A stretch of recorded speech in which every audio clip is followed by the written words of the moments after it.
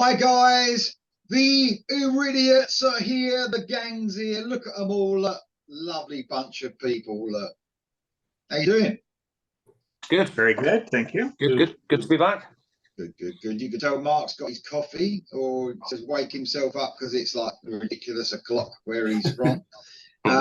Mark's choice today though, guys.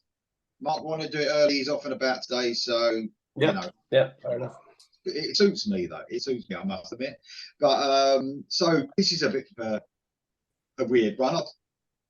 It's one and dones, if you like. I might call it that. I don't know. It's like bands that only had one album, and then that was it. They could have had an EP. I think. I don't know if those rules were sort of spoken about. But Mark, I don't think we were in that con. But now, if they had an EP and then an album, then they disappeared. That counts. So an album is what we're talking about. One album.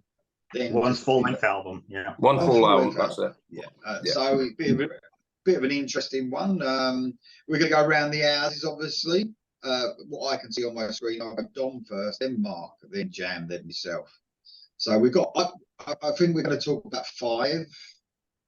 Did we have that conversation? 5? Yeah, good. Yeah. Good.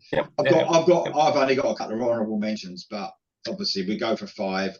We go Dom first. Dom, what you got, mate, for your first choice?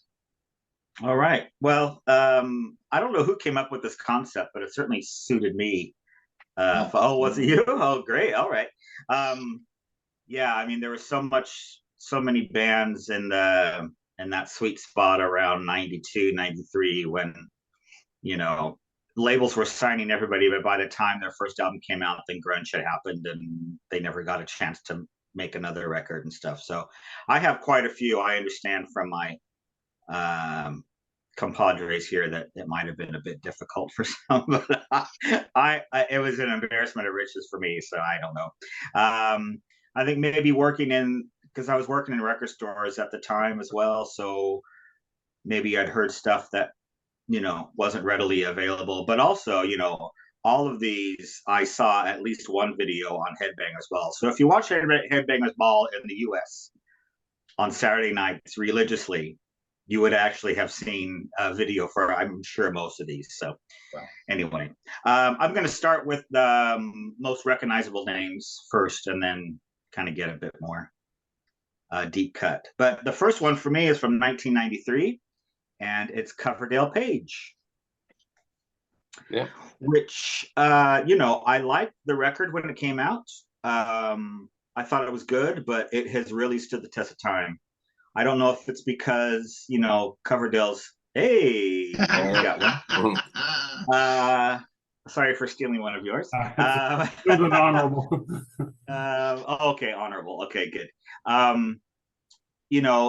Coverdale still had full voice. I think maybe when you hear it now, and it still sounds kind of fresh because it's not really overplayed like in 1987 or something like that. It just sounds great because, as much as I love Coverdale, we have to say that his vocals aren't quite as good as they were, but here he's full throttle, man. He's great. And sorry, I just said that's being generous. I know. Well, I do love the guy, so I can't really say too much. It's really although Dom, he looks like your auntie now, doesn't he? I always think he looks like Rula Lenska. Do you know who that is? I know the name. I'm just trying to. No, I haven't. She was married to Dennis Waterman. Yeah, with the hair. Yeah. That's what he looks like. But anyway, Coverdale Page. If you haven't heard it in a while, it sounds fresh and it sounds really good. So I would say pull that out of your closet that you've had. It's collecting dust because it sounds great.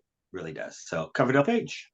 I'm glad you've chosen that one actually, because obviously the rules are, I think we spoke about this offline, but the rules were like, even if it's collaborations, that have got together and they didn't come back to do one, that's a collaboration, obviously, isn't it? So whether it's bands, whether it's like a solo album, whether it doesn't really, as long as there's only one. And I think the only other rule, just so we said there's got to be a lot of time. I think we said 10 years. 10 years or whatever. No, not 10 years or something like that. So that's to be like, there's no, there's no mumblings of another one happening either. Like, you know, there's no news about another one coming out or anything like that. So there's quite a few rules to this. Sounds like it's almost like Jam made all the rules up in it. That's what it sounds like to me. But... well, I mean, I apologize if Coverdale Page announced a new album tomorrow. You know, yeah. I'm going to break the rules as well. One of mine's 2017, so there you go. But I'm fairly sure they won't do another one. Yeah, well, fairly sure they won't do another one. So. We do like Jam, though, so perhaps we can let go of it. What do you think? The only other thing I want to mention about this record is that I was really surprised because of how much shit Robert Plant gave David Coverdale, you know, calling him cover version and all this stuff. But when Page and Plant got together after this record and did their Unleaded and did their tour and stuff, they actually ended up doing a track off this album. I had no idea, but there's live video of it. So Plant's singing a Coverdale song for once. It was pretty funny. Yeah, so there you go. I'm done. No, great choice, mate. Thank you very much. Right, over to Mark. Well, Dom had said he had initially a list of about 20. I didn't have that many, but I had quite a few more than I ended up with. And the way I narrowed them down, I decided to go with bands that either people might have at least heard of or had members that people might have at least heard. I didn't want to go so obscure that, you know, nobody knew what I was talking about. So mine are either somewhat known or at least have members that people will recognize. So maybe it'll be relevant. My first one was recorded in 1993, and this album can only be described as a clusterfuck. It sounds great already. Yeah. It's a great album, but the turmoil involved in this album is just sad. The claim to fame of this album is that it features the last recordings of the late great Ray Gillen. The band is called Sun Red Sun. Yeah. This was the brainchild of a guitarist from New York named Al Romano. And prior to this, he had worked with Joey Belladonna after Joey left Anthrax, and they were working on what was supposed to be Joey's first solo album. According to Romano, there's an interview tacked on to the end of this. Joey evidently was pretty hard to get along with, so they butted heads, and he left before the album actually happened. So some of the songs that they had written together, Al took and decided to release them or form a band and release them. And ironically, Joey, I don't think Joey ever recorded these songs, but there's videos of Joey performing some of these songs in his solo concerts. So kind of interesting. But anyway, Romano, like I said, took these songs, decided to make his own band, and he ended up drafting Bobby Rondinelli, who previously worked with Rainbow. And I think it was Bobby that suggested they get Ray Gillen in to do the vocals. Bobby knew Ray from back in the day. So they brought Ray in and were working on this album. Ray recorded 4 of the songs, and then he died. Like I said, this album was recorded, I think, early 93. Ray Gillen died in December of 93. So they were, and I forgot, they also had Mike Starr from Alice in Chains come in on bass. So it was kind of an all-star project. Really good album, really good songs. Just, the way it worked out was, kind of, the band was kind of done before it even got started. Because while Ray was recording his vocals, Bobby got the call from Black Sabbath to join for Cross Purposes. So Bobby left, joined Sabbath, and while Ray was still alive, Ray was recording the vocals, and so the band was kind of disjointed anyway. And the plan was to wait till Bobby got done with the Cross Purposes tour, then he was going to come back, and they were going to, finish up the album and do a tour and whatnot. Well, Ray passed away, and they were stuck with a half-finished album. So Al Romano did a couple of the vocals himself, and then they brought in a singer named John West, who some people may have heard of. You may hear that name come up again here shortly. Not to give anything away, but singer. And he came in and did 2 additional songs. So the album ended up being half Ray Gillen, and then a couple of songs with John West, a couple of songs with Al Romano. But really good, heavy album, early 90s style metal. Kind of a throwback type sound, you know, nothing like, didn't have any grunge in it, didn't have any new metal vibes or anything like that. It was straight ahead, you know, 80s style, late 80s style metal. And then a couple of years later, the album wasn't released until 95, 2 years after Ray died. And then in 99, I didn't know it at the time, but when they brought John West in, they had him re-record all the songs that Ray had done, and they released another version of it with John West on vocals, doing all the songs. And they just called this one Lost Tracks. It had the songs Ray had done that John re-recorded, and then some studio outtakes and novelty stuff and a couple live tracks. So anyway, the band, like I said, it died on the vine before it even got started, but if things had worked out different, they could have been a really good band. If they'd come out late 80s, you know, they'd have made a pretty good impact, I think. But unfortunately, the timing was pretty bad. So yeah, I mean, as soon as if you said something, as soon as you mentioned early 90s being released, we'd think there's other reasons, but there's lots of others. Obviously, we went with that as well. But you know, who knows what could have happened? But it might not have done anything anyway because of the early 90s. You know, it's just a ridiculous time for some music. But cheers, mate. Thank you very much. I forgot to mention too that the ironic thing when they brought in John West, he had actually briefly replaced Ray in Badlands years before. When Ray left, they brought in John West, did some demos, and were going to release an album with him. And then Ray came back, and they did the Tribal Moon album that later was released as Dusk after Ray died. But yeah, he was briefly in Badlands, and then he replaced Ray, Sun Red Sun also. And of course, even though you didn't mention the band name, there's some Sabbath ties there, obviously. Yeah. The rest of it. Speaking of the band name, Ray came up with the name Sun Red Sun. That actually was the title of the song on that last Badlands album. Yeah. Sun Red Sun.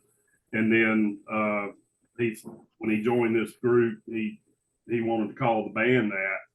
And then several years later, George Lynch released an album that he also called Sun Red Sun, and it had a song on it that he dedicated to Ray. So that song, that name has kind of covered all the bases there, because Ray actually did I don't know if anybody knows it, but George Lynch's solo album from '93, Sacred Groove, Ray did a song on it, and they had talked about doing a band, and Ray wanted to call that band Sun Red Sun. Anyway, George, many years later, released a Lynch Mob album with that title and dedicated the title track to Ray. So.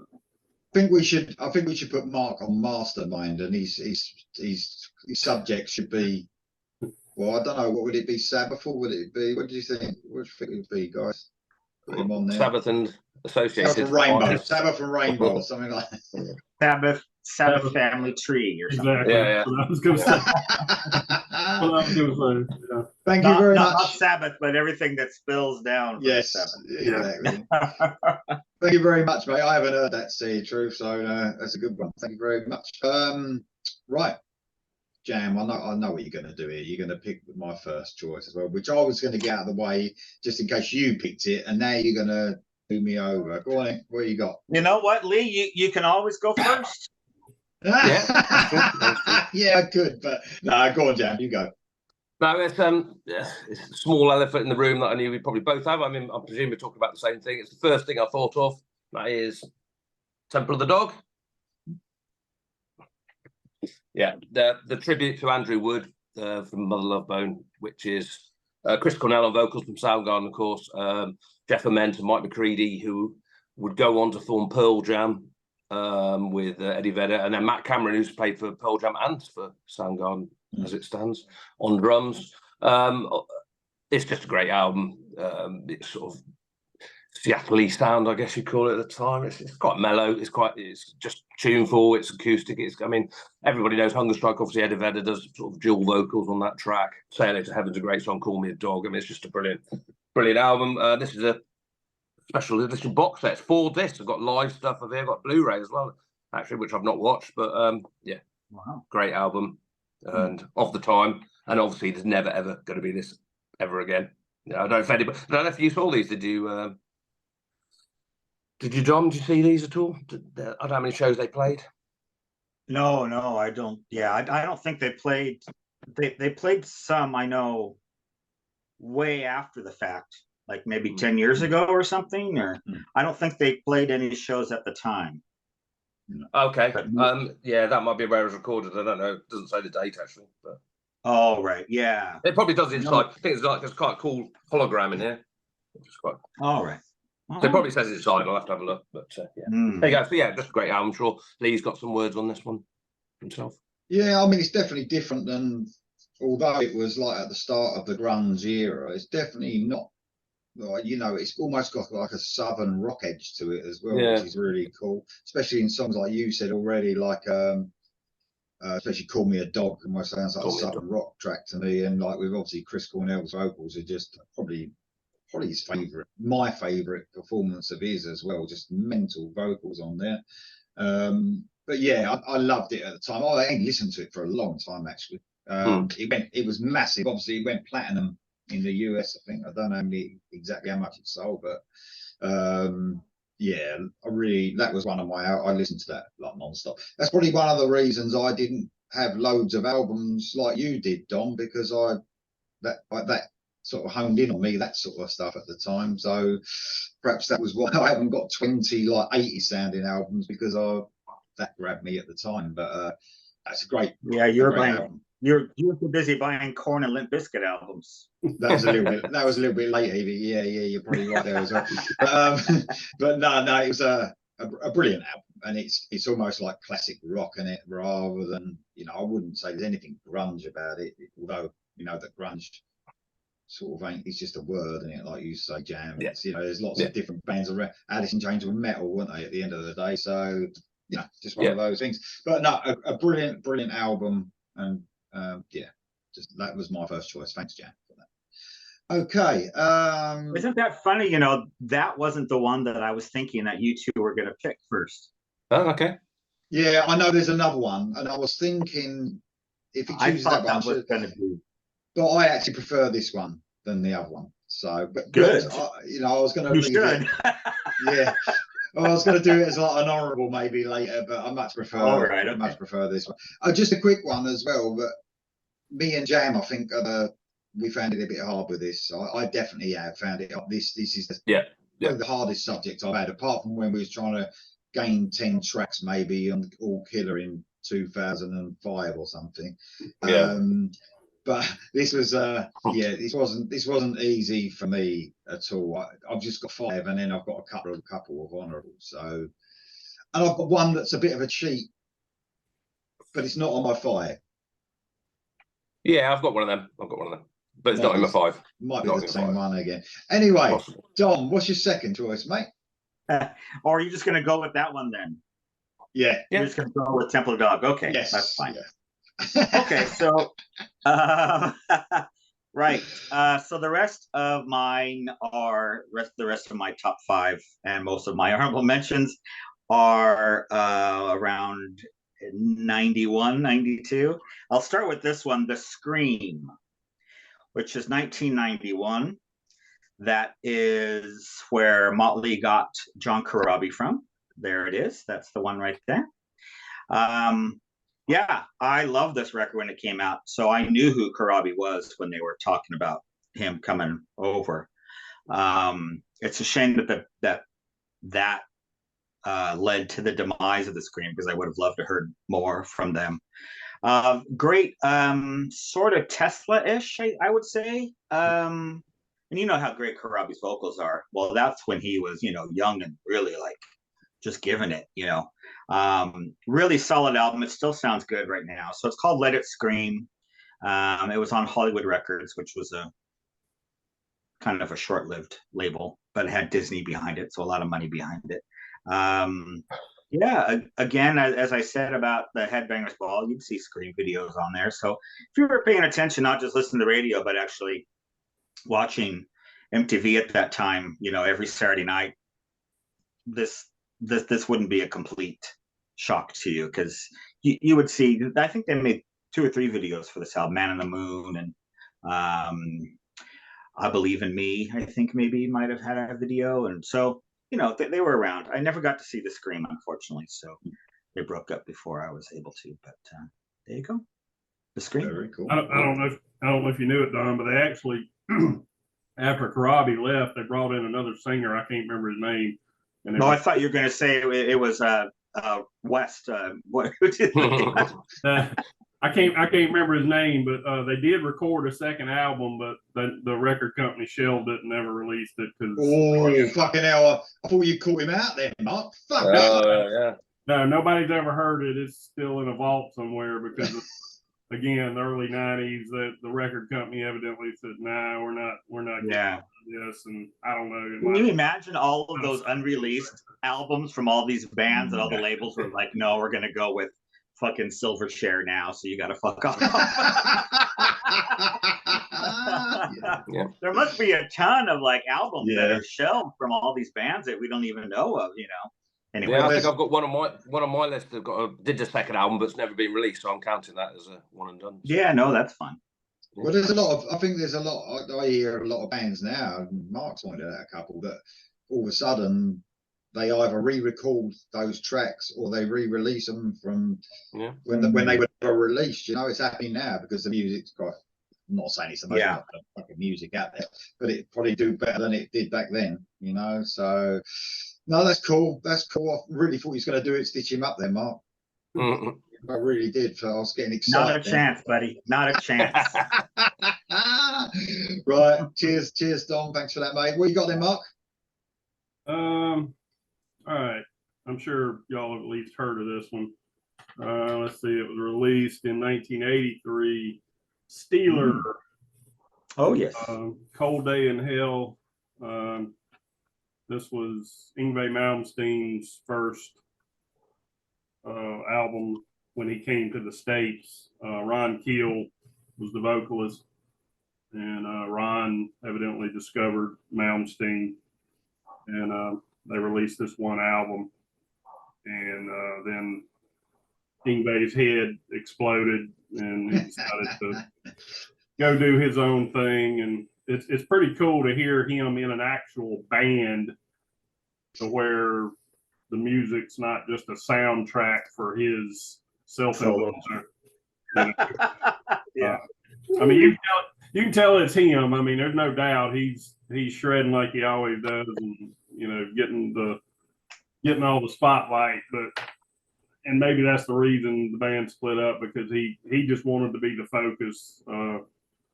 So Steeler ended up morphing into Ron Keel's solo band basically after Malmsteen left. But really good, heavy stuff. I actually met Ron Keel at a KISS convention that was probably been 20 years ago now. And I caught him walking around, and I had him autograph this. And he's a real nice guy. I had a chance to talk to him about his brief membership in Black Sabbath. Yeah, of course. that was pretty cool to get the information from the horse's mouth. Yeah. Yeah. So Malmsteen must have went from Steeler to Alcatraz and then Yeah, that's right. There was a intermediate band there. Yeah.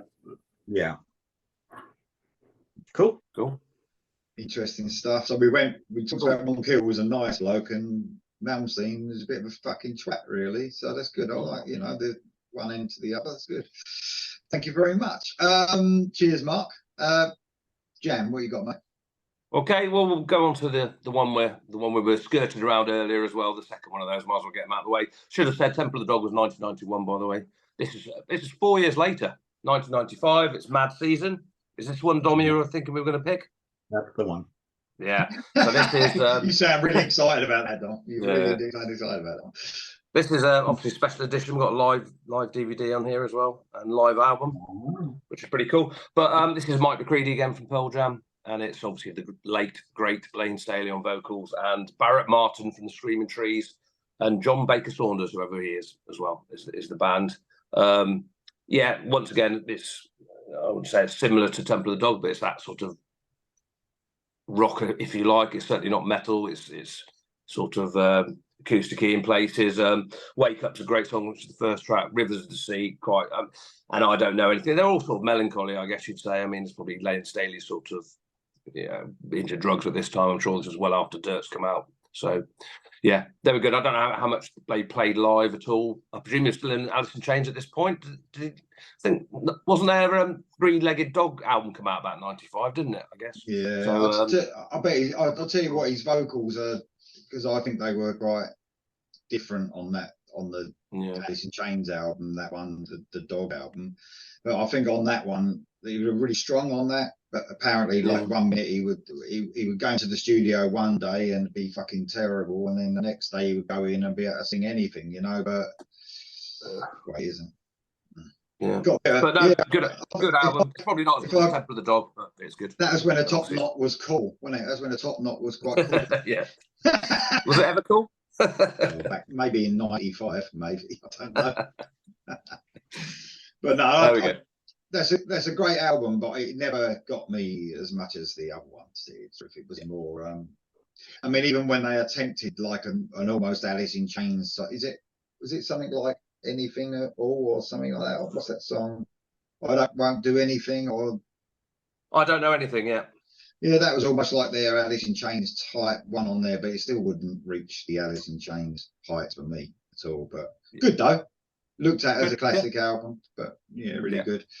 I think it was coming to its end then, grunge, wasn't it, as well? And then we was getting Korn.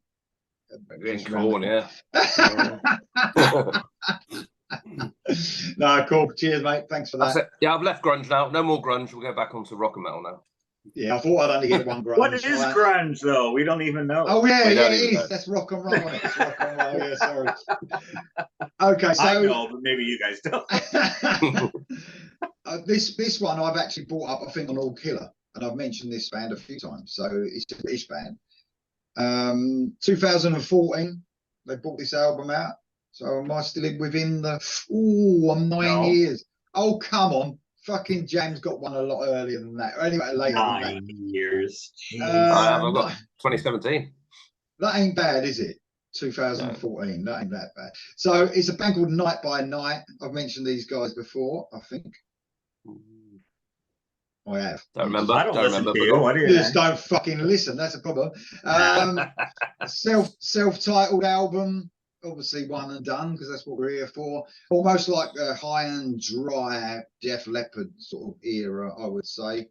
That's what this sort of sounds like. It's got that sort of influence. Sounds like Joe Elliott at his best. He's got that sort of roughness to his voice. A guy called Henry Rundle on vocals. Brilliant, outstanding singer. And it had Ben Christo. I was looking into this a little bit more, the album, because of this show, obviously. And Ben Christo was in guitar for Sisters of Mercy, that British band Sisters of Mercy. You must have heard of them, mustn't you? They had about 3 albums out or something. I think he's still in them, actually. So this sounds like, I mean, they're like a gothic-y type band, aren't they? Yeah, goth rock. But so live there's 2 guitar players usually and a drum machine, so it gets pretty heavy at times. Yeah, they're really heavy. They're good, really good live. I'm going to see them in October, November. So this Ben Christo guy, I think he's still in the band, so you'll be able to see him play with him. So yeah, it is very like 80s sort of hard rock early 80s hard rock sort of stuff. It's fucking brilliant. I'm really disappointed. I don't know why it all went wrong, but Time to Escape, holding on to holding on to holding on, Can't Walk Away, 1,000 Lies. It's just full up with like those, yeah, if you like a bit of early Def Leppard, I mean early, you probably love it. Oh, there you go. Yeah, okay. All right, okay, that's my second choice. Down to Dom. All right. Night by Night. You love them, Dom. You fucking love them, Yeah. you will. I probably will. You're right. Okay, so let's see here. Well, let's continue with our 1991. This is Kick Tracy with their album No Rules, produced by Dana Strum of Slaughter. So it's got that great production. You know, those first two Slaughter albums just sound great. It's got that production. Great band, you know, absolutely came out the wrong time. But again, I would see their videos and stuff, and, you know, people knew who they were.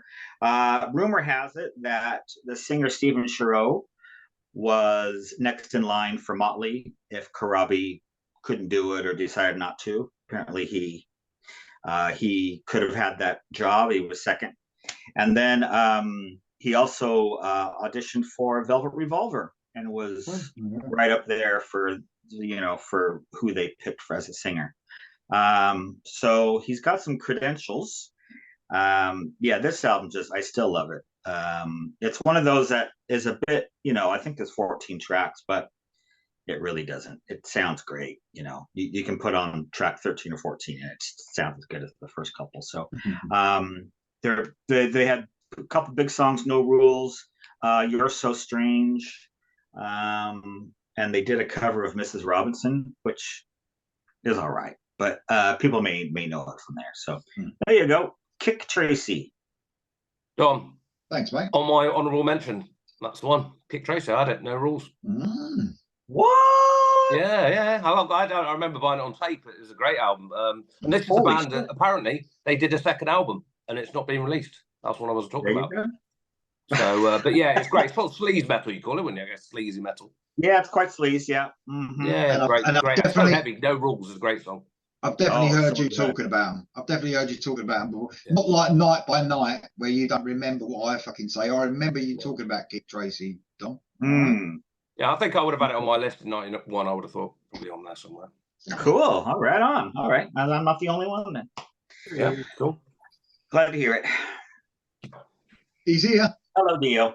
Yeah, Vamp. That Vamp. Vamp? Yeah. He's like, who the fuck are you talking to? I've got foliage, right? That's I'm a dog and I'm a bloke. Thank you very much, Tom. That's brilliant. Good choice. What you got there, Mark? All right, this next one goes back to 2006, so I think it's probably a safe bet they won't do another one. Tim Ripper Owens' Beyond Fear. This was recorded while he was still in Iced Earth. It was between the first and second album he did with Iced Earth. And this was really an outlet for him to explore or express his own thing for once, because when he was in Judas Priest, he had no writing liberties.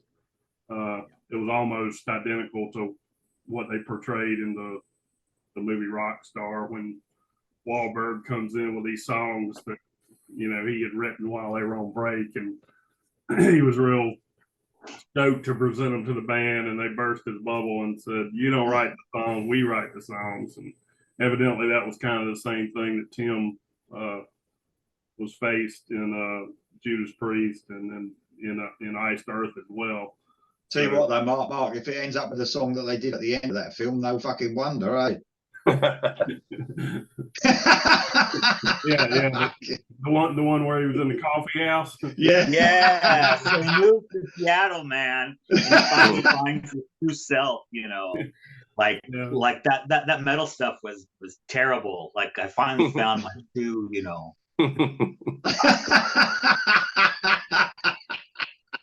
Yeah, but anyway, this was really heavy stuff.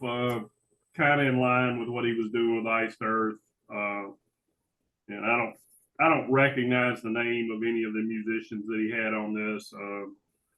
Could have been in other notable bands. I just don't recognize their names, but really heavy stuff.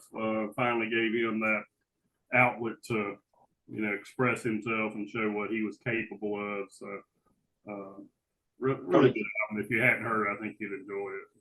Probably why he got fucked off out of Iced Earth as well. Probably, Yeah, like went and done his own thing, and they went, "Well, see you later then." Yeah. Anyway, I don't think he and Schaefer got along too well anyway, from what Ripper says. So. Right, okay. Of course, now he's in KK's Priest and doing very well. So I wonder if he gets the right in Priest. Yeah, I wondered that as well. Yeah. I gotta say Probably, this. sure.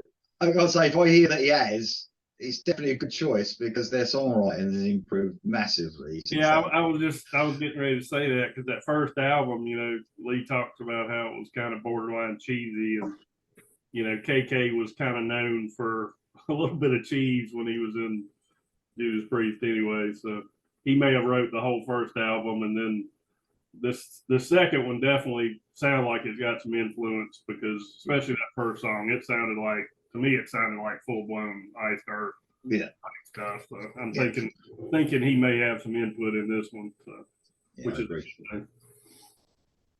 cool. Thanks, mate. Great choice. What you got then, Jam? Any more grunge? Okay, you out grunge now? You going on to dance music or? No, I'm sticking with sleaze, to be honest. I think I wonder if Dom's got this on his list, or certainly you guys. I'm sure you would have heard of this because it was quite a big thing for about a minute. Going back to '89, I used to have it on vinyl, and it's one of my vinyls that I've actually disappeared and lost. And this is a band called the Sea Hags.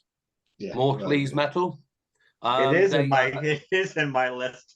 Thought it might be. Yeah, I mean they were the next big thing. Supposedly they got best album of the week or month or whatever it is in Kerrang and Metal Hammer, and everybody bought it. Everybody liked Guns N' Roses and sleaze metal and LA Guns and all that. Everybody bought it.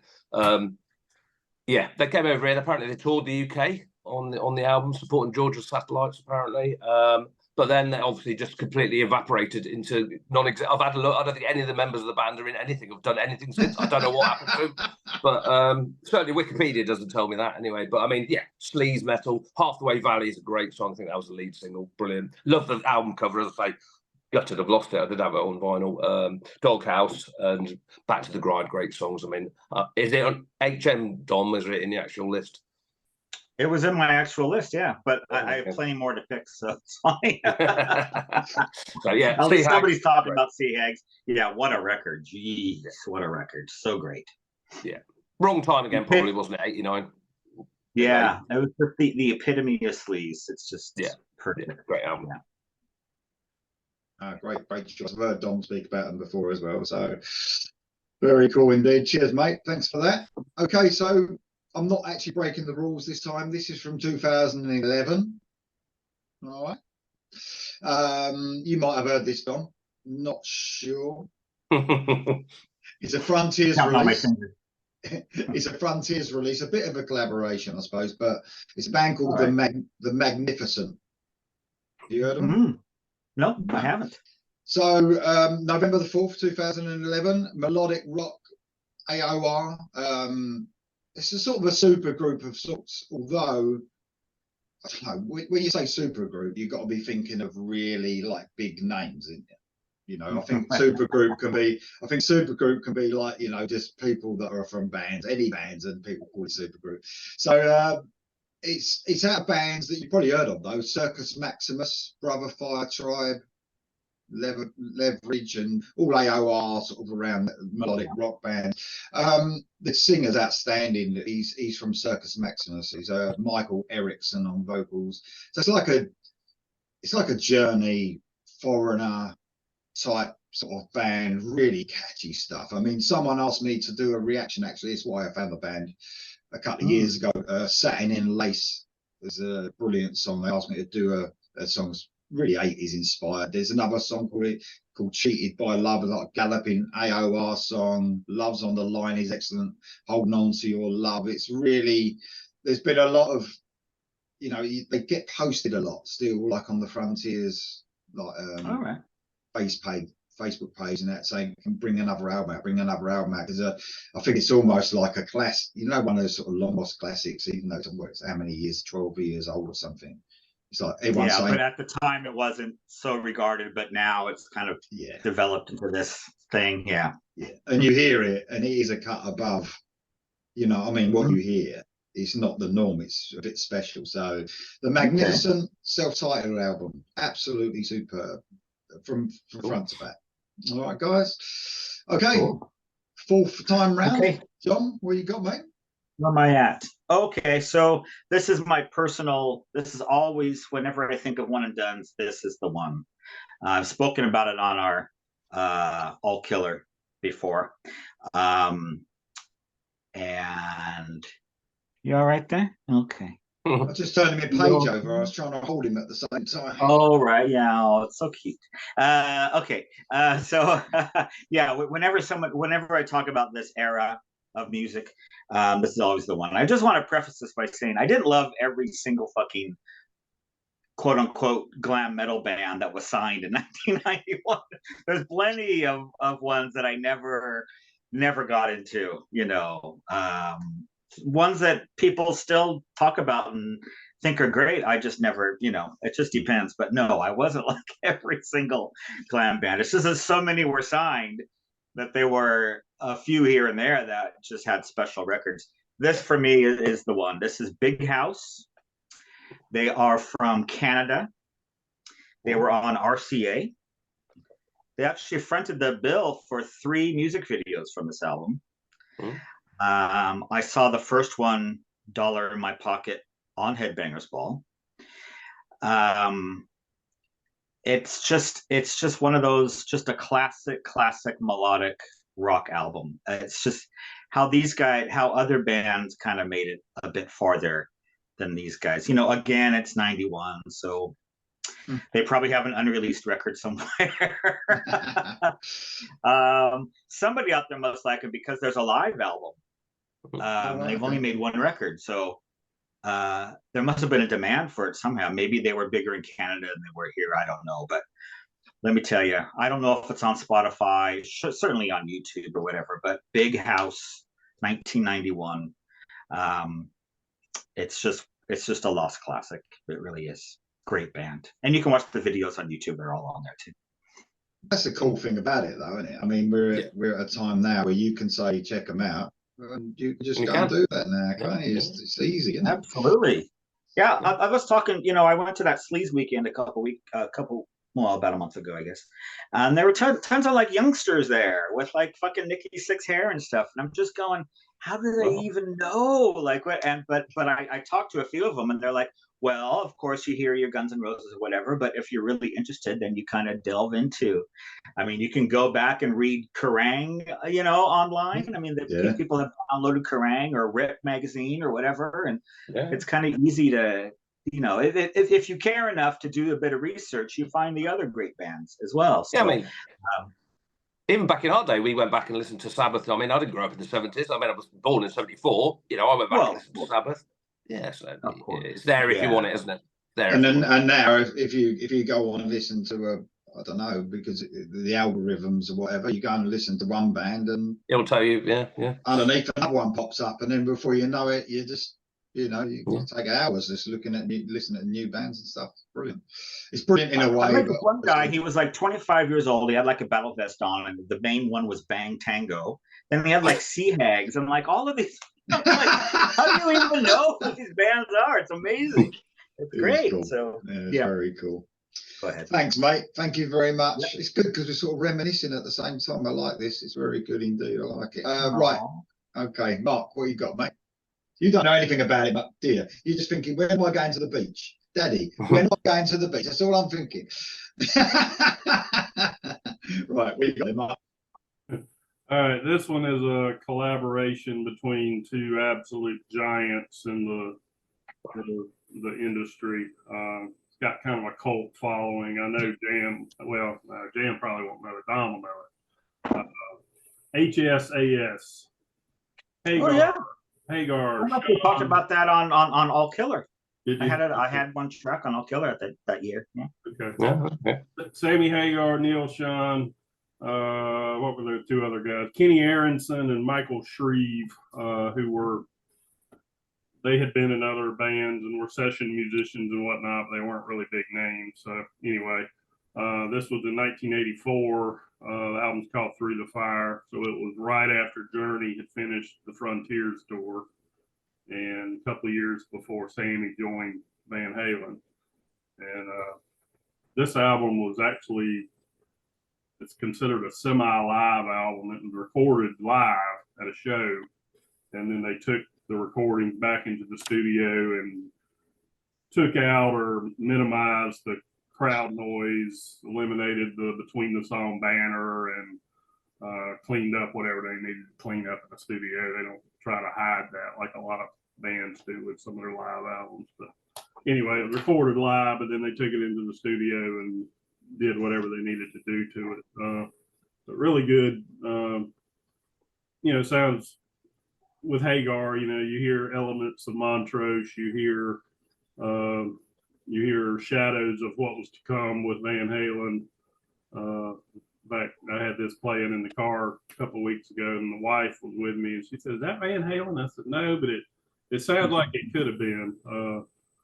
And Darren and I were actually, he was on a train to Dublin about a week ago, and we were messaging back and forth talking about this album. And I tend to forget this album sometimes when I'm talking about Neil and Hardline, because that was where Neil kind of really got to break free and show what he could do. He did the same thing on this. There's some really, really heavy shredding, I guess I would say, on this. Yeah.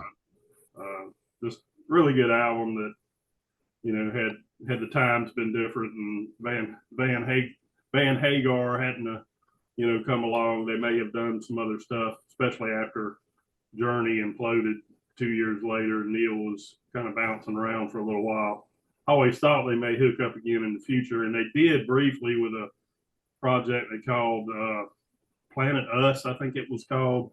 Yep. But it never got off the ground. I think it had who was the singer with it? Just Got Soda, Tom? No, that was Soul Circus, the next Soul one. Circus. Okay.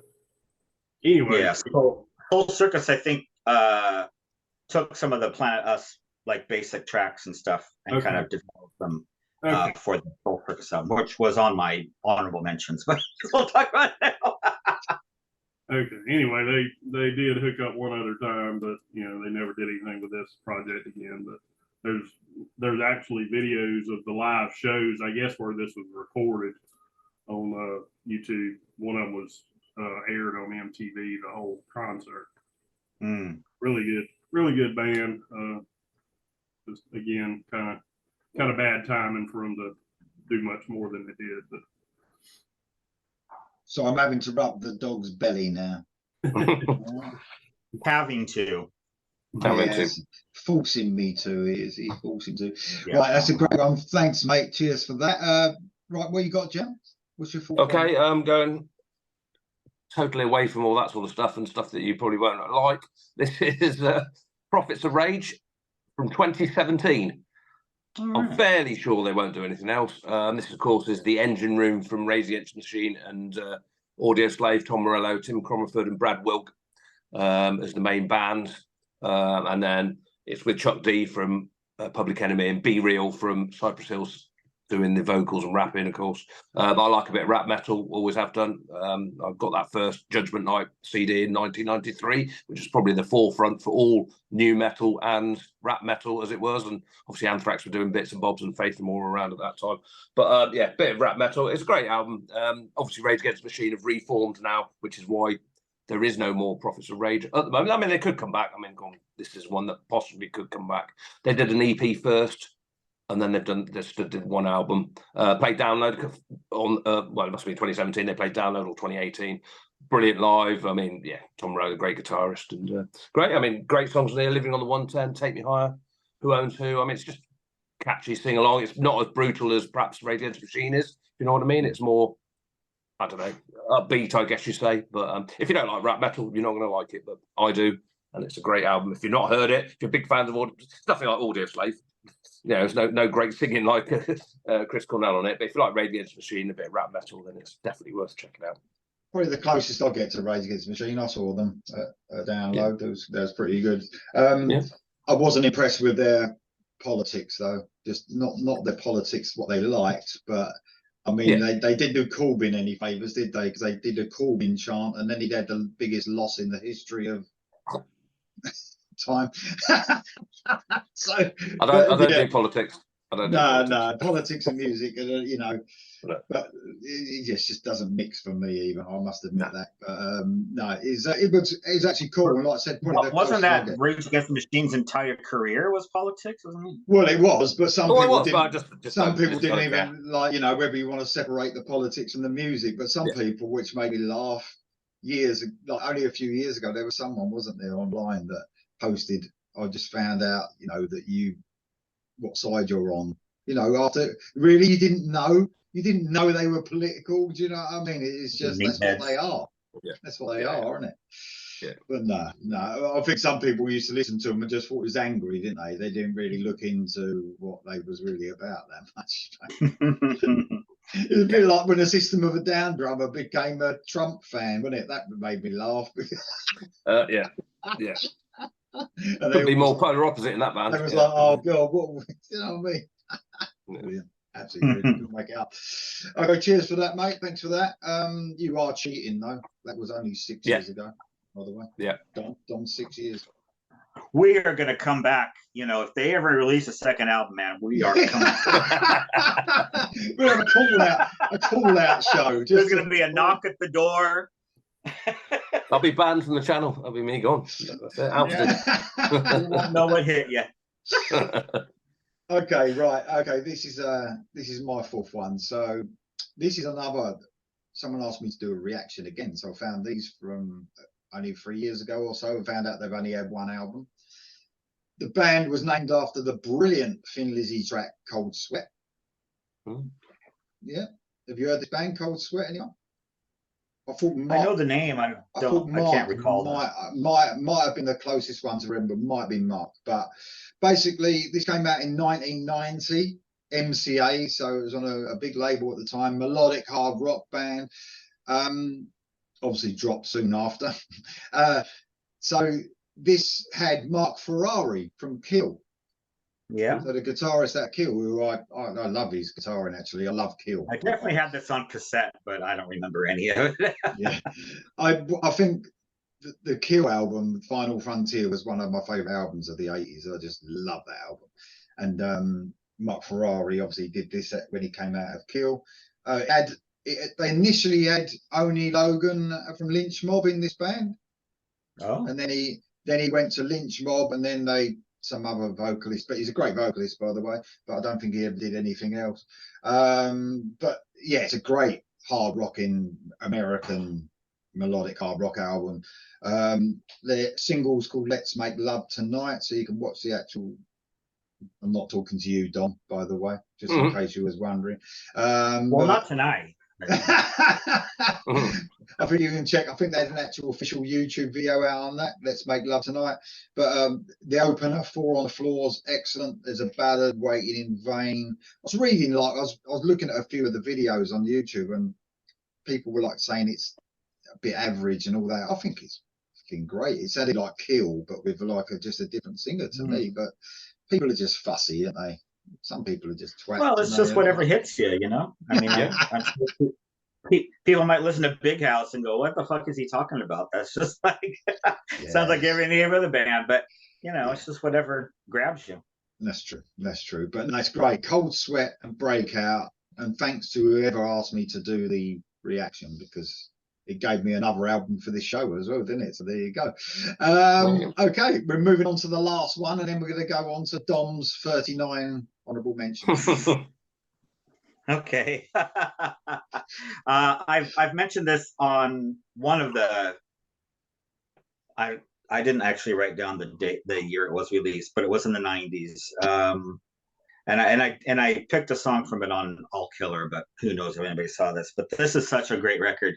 This is called Super Shine, and it's Doug Pinnick from King's X on vocals, and it's collaboration with the guitar player from Trouble. So it's got that troubly, just the riffs are very troubly, and the production is as well. But then you've got Doug Pinnick's really great kind of soulful vocals over it, and it just works, man. Every cut is just fantastic. If you really like Trouble, you would definitely love this album. I think it's better than their last few that they did. Super Shine, just one and done, just that was it. But I still listen to this record. I still think it's just fantastic. So another one, if you want to, it's probably on Spotify, I would imagine. Stuff, I don't remember what label it was on, but yeah, Super Shine. If you like King's X or Trouble, or want to hear a combination, highly recommended. Very cool. Thanks for your list, by the way, mate. We go down to the honorable mentions in a minute.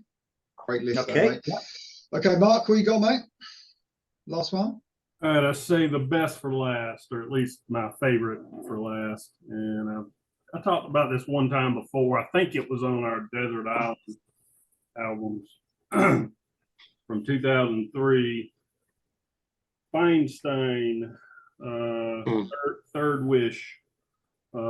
This is David Rock Feinstein, the guitarist from the Rods, who was Ronnie James Dio's cousin. And the list is Don West. Don West. Yeah, I just love this fucking album. It's heavy, it's melodic. The riffs are just infectious. John West is a criminally underrated, or I'll say unknown, vocalist. I mean, he's one of those. I talked about him briefly with Sun Red Sun, but he's one of those journeyman vocalists that played with a lot of different people, and people may have heard him and just didn't realize it was him. He was in a band called Our Tension, which was a neoclassical kind of metal band. He was in the Danish band Royal Hunt. Right. For a pretty good spell. Did several albums with them. He's done some solo albums. He sang on Cozy Powell's last album before Cozy was killed. Again, the Sun Red Sun project. This was in 2003. And man, I wish they'd have done a follow-up to this. It's just, I guess if I had to describe it, it would be in that Dio 80s Sabbath kind of vibe. Doesn't really sound like either one, but that, that melodic but heavy, riffy. Again, this album probably should have come out in the 80s. It was more that style of music than what was popular in 2003. Definitely a throwback sound to it. But just heavy, but so melodic at the same time. The choruses are just those catchy ass choruses where you can't help but sing along to it. And, if you guys haven't heard this album, if you never listen to anything else I talk about, at least listen to this album. I can give you some tracks that I think, are standouts, but there's really only one song on the album I don't like. But most of them just are so infectious. Now, David Rock Feinstein did release another album many years later, but he released it under his full name, David Rock Feinstein, and it was none of the members from this band. He did the vocals himself. In fact, that album actually featured, I think, what was supposed to be Ronnie's last vocal. But it's more of a 70s style, hard rock vibe than this. But if you heard this, give it a listen. Well, it definitely sounds like a bit of me, mate. So I will be. I think I might have listened to a couple of songs before. That I remember you talking about on Desert Island. I'll email you some of the standouts. But yeah, if you don't like them, I mean, I'll just be shocked. I mean, No, it sounds like a bit of me. It sounds like it's a sort of album that could either have been brought out in the 80s or now, because of that sort of music. So. I was going to say, yeah, if it was 20 years ago, if they brought it out now, it would probably be more appreciated. Because exactly. More of a resurgence, with panels like this, Definitely. No, that sounds good, mate. Thanks for that. But thanks for that. Brilliant list, by the way. Right, Jam, what's your last one? You've had grunge, you've had rap. What are you going to have now? Come on. Yeah, I'm going to something else that none of you are going to listen to probably. Go back to 2007 and go into, I guess, I don't know if you're going to call it alt metal, alt rock, from the genius that is Perry Farrell from Jane's Addiction. This is Satellite Party. Ultra Payloaded, great album. It's probably my album of the year for 2007. Yeah, if you like Jane's Addiction and strange stuff and things like that, it's not. It doesn't sound like Jane's Addiction. It's not quite as heavy as Jane's Addiction. I don't know what sort of music it is, to be honest. It's just great, brilliant album. Nuno Bettencourt plays guitar on it, which is great. I did see these. They actually played it in download, so I did actually see these live with Nuno as well. He played on it, although he didn't actually wasn't a touring member of the band. I think he did actually come over for that gig, which was great. There's loads of guest people on this album. John Frusciante from Jane's Addiction, Pete Hook plays on it. Fergie, the singer, not the royal person, and Flea as well plays some bass on this as well. It's just a great album. So I don't know what it is. It's sort of dancey in places. It's all over the place. Wish Upon a Dog Star is a great song. That's probably the closest to Jane's Addiction you perhaps get. Ultra Payloaded, Satellite Party. The title track is absolutely amazing. And I mentioned this on All Killer. I think Don might have actually gone to listen to it at the time. The last track, Woman in the Window, is Jim Morrison doing a poem that was obviously recorded back in the day, and they put music to it. But there's something wrong with the timing. It just sounds wrong. It's so wrong, but it's so right. You listen to it like the start of Alice in Chains, from Black Goes Way to Blue, the Check My Brain. It just doesn't sound right. That's the same as this song. The vocals just don't quite go with the music, but somehow it's just brilliant. So check out the album Woman in the Window with Jim Morrison speaking to music. It's something to behold. Anyway, there you go. All jokes aside about the different music you've given us, that's what I fucking love about us when we get together, though. That's what it's about, isn't it? The different things we can bring up, and it's excellent. I love it. You talked about that one time before. I think that's the one Lee said, the song I want to listen to the least. Yeah. You got to listen to it though. You got to listen to it now. You got to listen to it. So as soon as I listen to Feinstein, mate, I'll be on it. Don't worry. Yeah. How long is it? Because if it's to Morrison's and back, I might. 4 or 5 minutes. 4 or 5 minutes. It's probably about 3 minutes. It might be 3 minutes. It's not a long song. Well, you could probably listen to it about 5 times. Yeah, exactly. No, thanks, Jan. Brilliant list. Brilliant mixture of stuff as well. I love it. Okay, so there's one thing we haven't covered, I don't think, which I'm going to cover on my last one. I don't know if you've heard of this, Mark. So get a bit of Christian metal now. So yeah, obviously a one and done from 1990. A band called Recon. Oh, here you go. Yes. It's an album called Behind Enemy Lines. I said they're an American Christian metal band formed in 1987. They released this in 1990. Really like classic galloping metal, almost thrashy at times as well. It's quite heavy, but it's not thrash because it's got like these almost Queensryche, Jeff Tate sort of vocals as well all over it. Almost like a mixture of, I suppose, Crimson Glory and Queensryche. Yeah, really good album. Later on, some of the members got together, but it was under a different name with the guy who sings with Jonathan Johnson now in his band. Ray Parra, because he's got that type of Jeff Tate-esque vocal as well. So they did another album which I can't remember, but it's not obviously called Recon. Really great songs on this. Lost Soldier, Dreams, which is really like a Queensryche sort of Warning era sort of song. Take Us Away is a great sort of catchy song. Production's not the best, because you're going to imagine Christian metal like in 1990 didn't get the best production. It's a bit, I don't know, a bit fuzzy, a bit, I don't know, what would you call it? Muffled, I suppose, muffly sort of sound. Muddy. A bit muddy, yeah, but it's not the worst either. So you'd love it, Mark, because it's proper like American metal, bit heavy, and it's like that Christian sort of metal. So yeah, it's great, really cool. So that's my last one. I'm glad no one knew that one.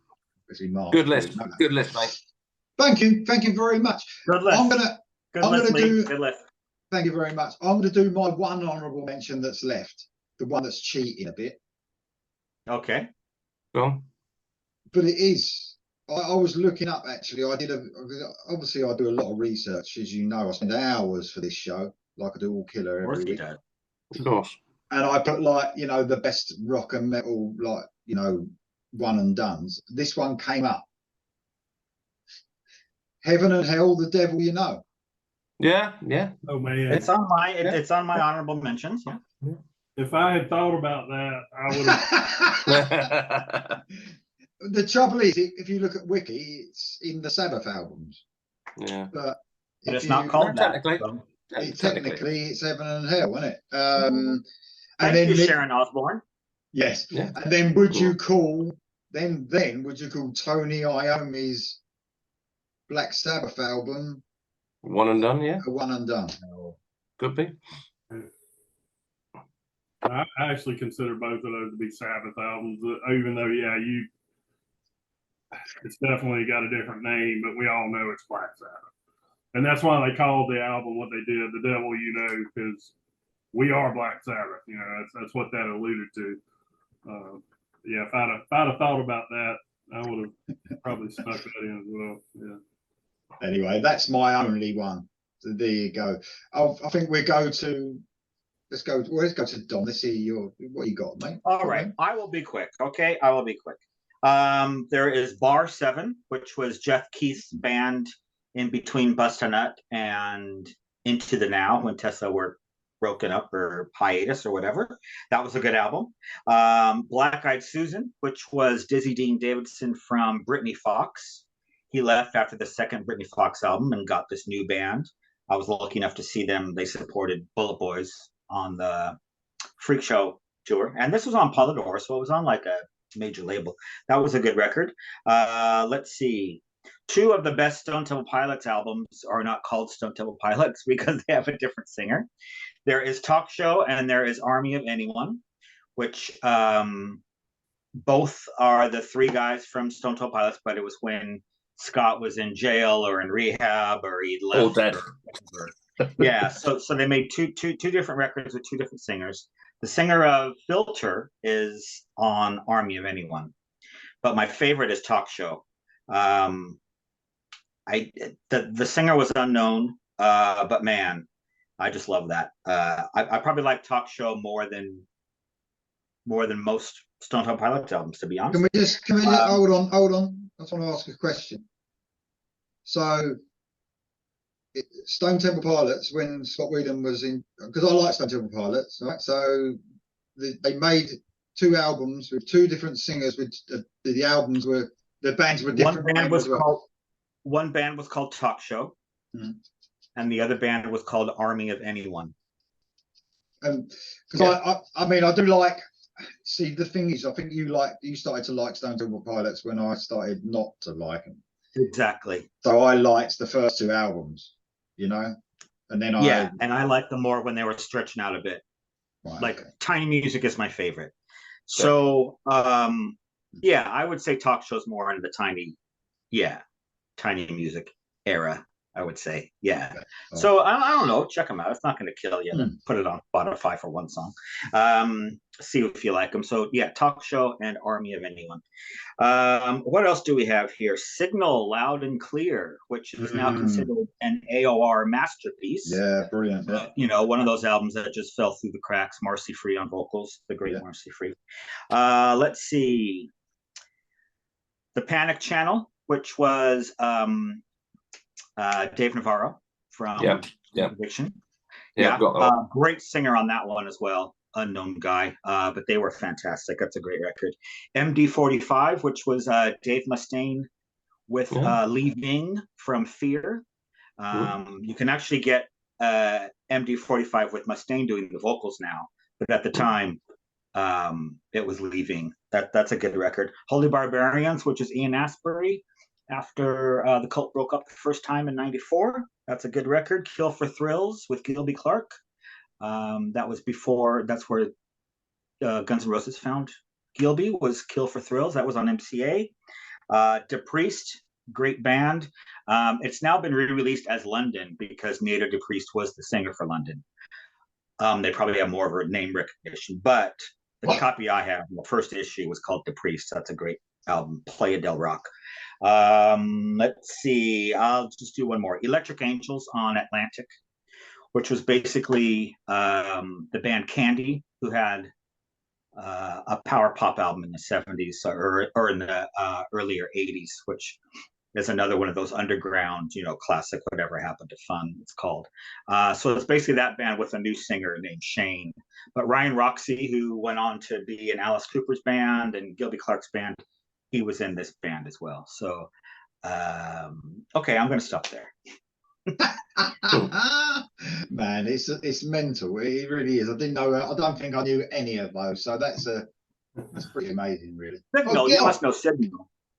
Yeah, Signal, sort of loud and clear. Yeah, Yeah, brilliant, absolutely brilliant. So I'm glad you mentioned that one. That's almost that magnificent album I'm speaking about. Almost is gaining that sort of same notoriety, as a great AOR album that sort of one and done. No, cool. Mark? All right, I'll give you 4. I had 6 originally, but two of my honorables were ones that Dom talked about.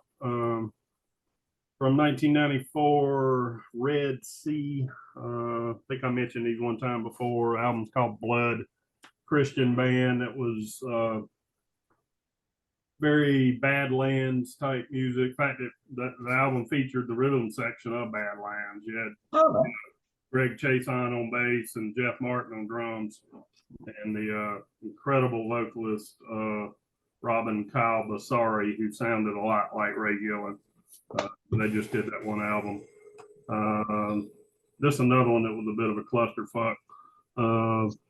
Desperado, Dee Snider's first after Twisted Sister, before Widowmaker. Bloodied but Unbowed. It was originally recorded in '88, and again, the record company just didn't want to get behind it. They shelved it. The band had Clive Burr from Iron Maiden on drums, and Bernie Torme on guitar, and I forget who the bassist was, but really good all-star band that you would have thought would have, taken off, but the record company wouldn't get behind it, so it was shelved, and then finally released on an independent label in 1996. In the meantime, Dee recycled a few of these songs for Widowmaker. And then this is a kind of an oddball. Lee's Gang White, the white being Doogie White. Yeah. We got him in there. Doogie, come on. Visual Surveillance of Extremities was the name of the album. I had never heard Lee's Gang. The guy's name's Bill Lee's Gang. This is it. Now they're here. Huh? Lee's Gang. They're here. Look. Yeah. I didn't catch that, but anyway, Bill Lee's Gang was like a session player. He had a resume as long as your leg. He actually played way back when with like Bowie and all kind of different artists. But this album's pretty freaking heavy. He did some shredding on this album. Really, really good heavy album. That just a one-off project. And then my last one called Starwood. If it ain't love that record. Oh God, good call on that one. Jeez. If it ain't broke, break it. From 2004. This is essentially Lizzie Borden by a different name. Wow, really? Yeah, it's. You never heard this, Lee? Yeah, no. It's the whole Lizzie Borden band. There may be one guy that's different. I don't recognize his name off the back, but it's Lizzie Borden with a more of a punkish 70s hard rock kind of vibe. It wouldn't have really fit under the Lizzie Borden name, so I think he was wise in calling it something different, because if he'd released it as Lizzie Borden, fans of the classic Lizzie Borden albums would have said that doesn't sound like Lizzie Borden, but it's still heavy. It's like I said, it's got that punkish kind of flavor, a little more 70s vibe than You know, Mhm. nothing like He's this. quite unpredictable though, isn't he? Have you heard his new song? Have you heard his Yeah, new song? even some of the new stuff or recent stuff he's done doesn't really sound like Mm. classic Lizzie Borden. No, But, no. But no, I agree. You know, and Starwood was a huge venue in California where like Van Halen, you know, that was like their home. yeah, So that definitely has a nod to like late 70s, early 80s, yeah. LA scene type music. But oh, it's a great record. Yeah. Good call, Mark. Yeah, very cool. Very cheers. Thanks for that, Mark. I have got one more actually, but I'll go to Jam first. What you got, Jam? Okay, well, I had 5, and we've already talked about Dick Tracy, so that's down to 4. The first one is Control Denied, The Fragile Art of Existence from 1999, which is Chuck Shielder from Death. This was his sort of breaking away from Death, so it's technical thrash, I'd say. Very, very technical. Obviously, he's a great guitar player, and not really. It's clean vocals and all that. I'm not a massive fan of Death. I do like some death metal, but probably more melodic death metal.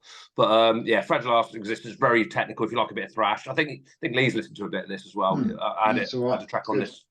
Yeah. So that's a good one and done. Obviously, he's died, unfortunately, so he won't be doing anything else. Second one, I don't know if Dom's heard this, and I think he'd probably like it. It's Dirty Rig, and the album's called Rock Did It, and it's Corey Clark from Warrior Soul. I know Lee doesn't like his vocals, but I love I love Warrior Soul and all that. This is more like a straightforward rock, metally, sleazy type hard rock album. I think Dom would really like it. I think Mark would probably like it as well.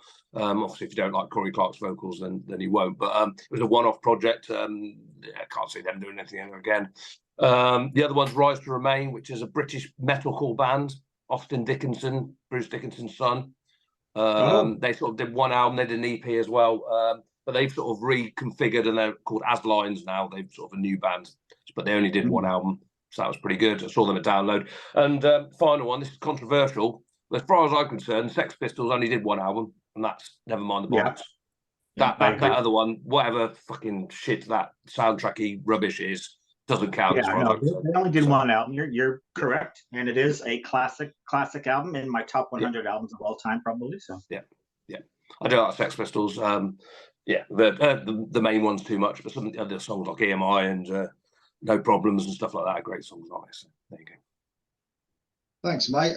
I did. Yeah, I've got one more. I'm surprised Mark didn't mention this. So I don't know if any of you remember Adrian Smith and Dave Murray from Maiden did an album with Tony Martin. Did they? Oh, I'm just fucking winding Mark up. I was saying I missed. Why haven't I heard Tony Martin? What's going on? Well, you got him in there. Yeah, I did. He must have made. Well, he has, hasn't he? He must have made everything he's done. He's done at least 2. There you go. Yeah, I kind of looked at his discography to see if there was something I could sneak in, but even when he does like something with a guitarist, he usually does like 2 or 3 albums. Then he doesn't do the one. He does more. I mean, there were albums where he only did one song. Yeah, you can't count that. That's cheating. Yeah, as far as full albums like Empire, he did 2 albums with Empire. He's done 3 with the Cage. He did 4 with Giantini. Yeah, so usually they do more than one. I'd like to have pulled one out like that. It was impossible though, wouldn't it? Can you imagine if Mark didn't know? Can you imagine he just wouldn't know? Anyway, guys, that was not a chance, buddy. Not a chance. No, listen, guys. That when he started talking about Adrian Smith, I thought you were going to talk about the what was the band at your club? ASAP. The Sherman Tankers. Oh, the ones that I play with. The ones you played with. Yeah. They didn't do an album though, did they? No, just a live concert with me in the Red Lion in Gravesend.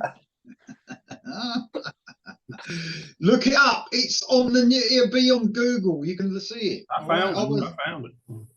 Anyway, thank you very much, guys. That was absolutely brilliant. A bit hard for me, I've got to admit. But we're gonna be back soon. Actually, I think our next one, just to let you guys know, like who are watching this, we're gonna do the best intros. I think for our next show together. Oh, right. Those songs with great starts or great intros or whatever you want to say. So I think that so we start working on those.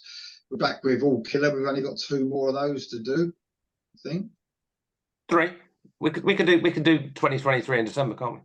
Well, of course, 3 by the end of the year. Yeah, but by that time we would have reached the end of the year because it takes a while to get around to them.